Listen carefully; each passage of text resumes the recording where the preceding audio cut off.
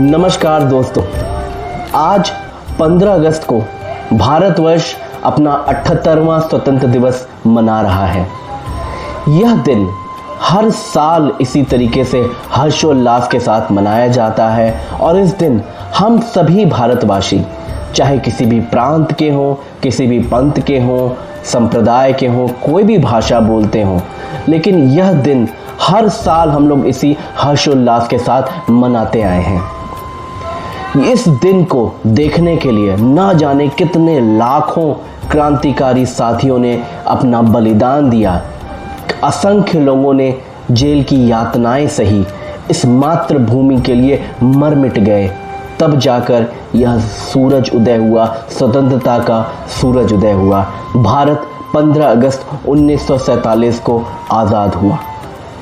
लेकिन आज हम बहुत सारी कहानियां स्वतंत्रता दिवस के बारे में जानते हैं, जैसे क्विट इंडिया मूवमेंट, किस तरह से हमारे आदर्श भारतवर्ष के महात्मा गांधी जी ने किस तरह से आंदोलन को लीड किया।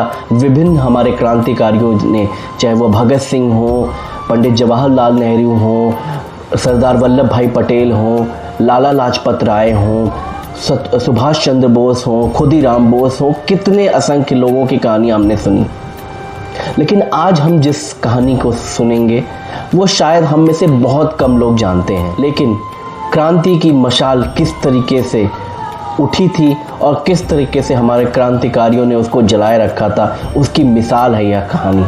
तो आइए जानते हैं in detail Chittagong armoury raid के बारे में, जो कि लीड किया गया था सूर्य सेन जी के द्वारा 1930 में। इस कहानी को 18 अप्रैल 1930 को सूर्य सेन जी के नेतृत्व में कई सैकड़ों स्वतंत्रता सेनानियों ने, शूरवीरों ने, क्रांतिकारियों ने सशस्त्र रूप से चटगांव में पुलिस और ब्रिटिशर्स की जो सप्लाई लेन थी, आर्मरी की सप्लाई लेन थी, उसको डिस्टर्ब करने के लिए, उसको तहस नहस करने की मंशा से चटगांव प्रकरण को अंजाम दिया। इस प्रकरण ने संपूर्ण भारतवर्ष में एक चिंगारी फैला दी। दूर दूर तक यह संदेश दिया कि अंग्रेजी शासन की जो दमनकारी नीतियां हैं, जो अंग्रेज शासन है भारतवर्ष में, अब भारतवासी उसको बर्दाश्त करने वाले नहीं हैं।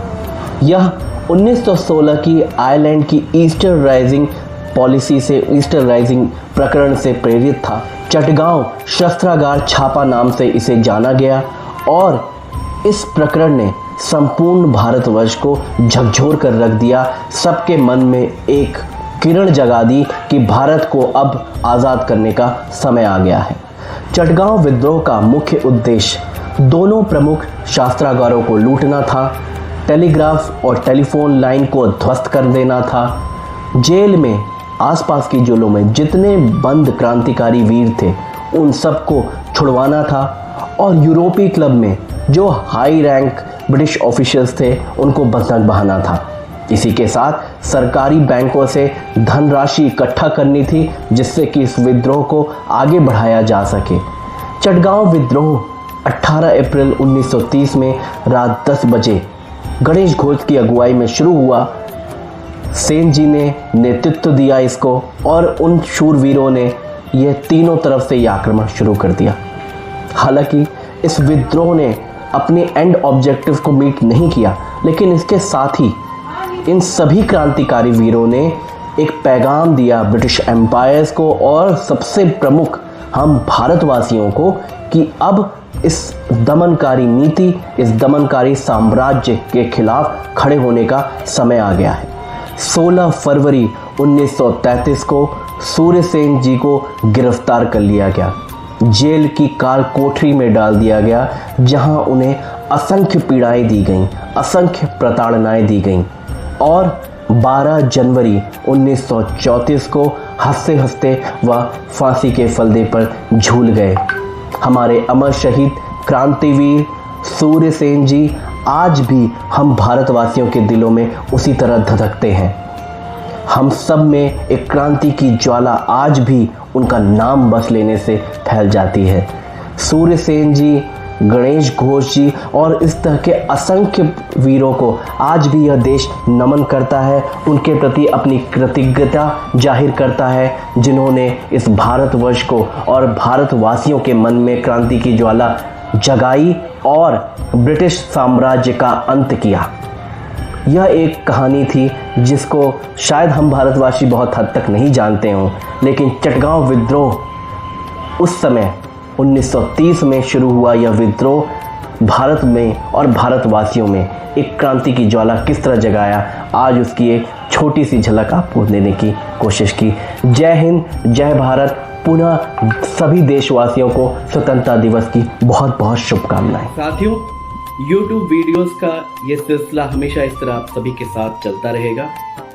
हमारे चैनल को ज़रूर सब्सक्राइब करें, हमारे वीडियोस को ज़रूर लाइक करें और अपना कमेंट भी प्रोवाइड करते रहें। फीडबैक से हमें अपने चैनल को इम्प्रोवाइज़ करने में, अपने कंटेंट को इम्प्रोवाइज़ करने में बहुत सहयोग मिलता है।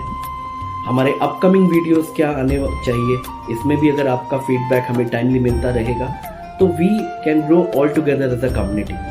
तो इस चैनल के माध्यम से आपके कमेंट्स का हमें इंतज़ार रहेगा, आपके फीडबैक का इंतज़ार रहेगा।